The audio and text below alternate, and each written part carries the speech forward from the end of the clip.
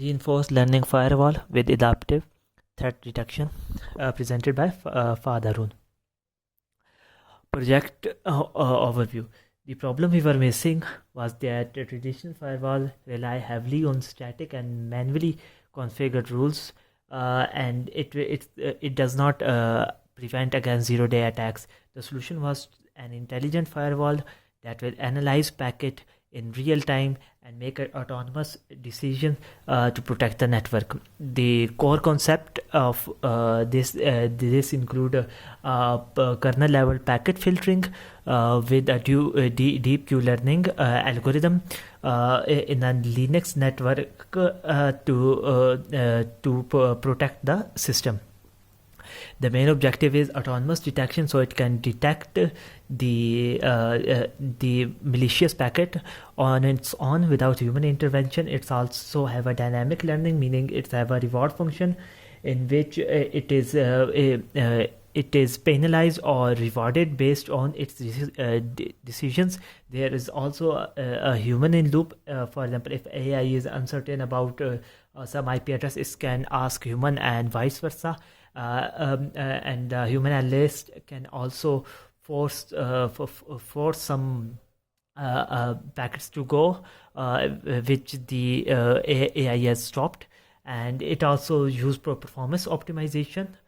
For performance optimization, we have used the databases like Redis rather than SQL for fast data storage. In the technical perspective, it contains an AI engine. It contains an AI engine, backend, front end, and their connectivity.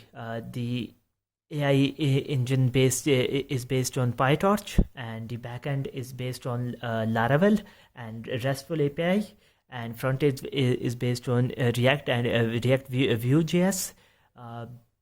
And the connectivity is mainly through backend using Redis, and its application and real world impacts. It is most prominent in big enterprises where high frequency automatic attacks are happening very frequently. The key benefit of this is that it heavily reduced the workload of the security analyst, and it does not require manual updates again and again. It presents a confidence score for better decision. It's self-healing and adaptive. So this is the main dashboard of the system. To sort it, first I will create the dummy traffic for it. So here I have written the password, etc. And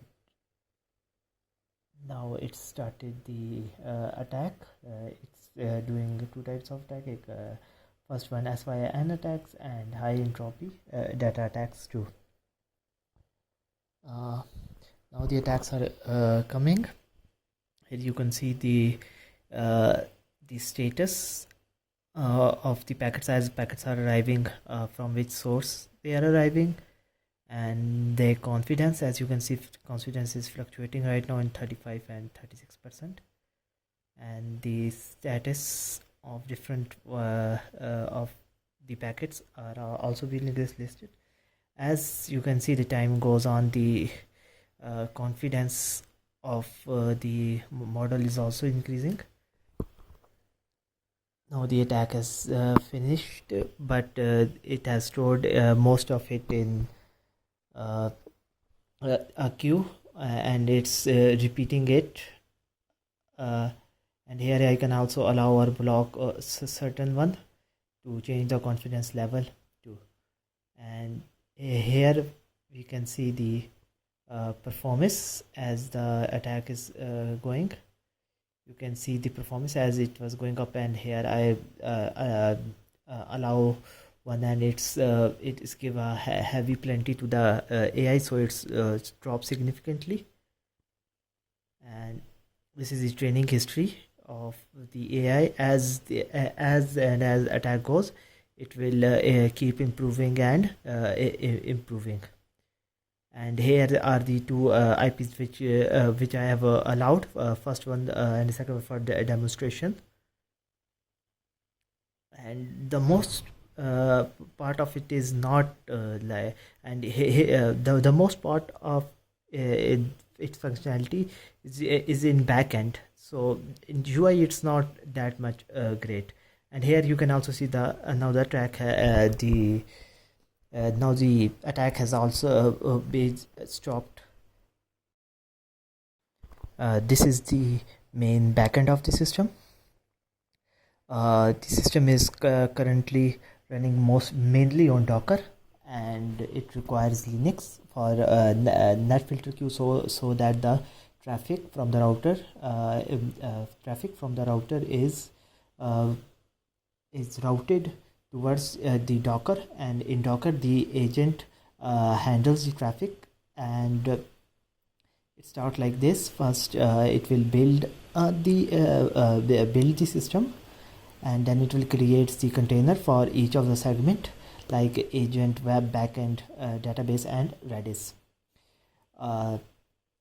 The agent mainly is controlled here. And here the main code of the agent relies, and also this is where the Redis client is connected to. And here is the backend. Mainly the backend mainly connect the agents to the Redis database and SQL database.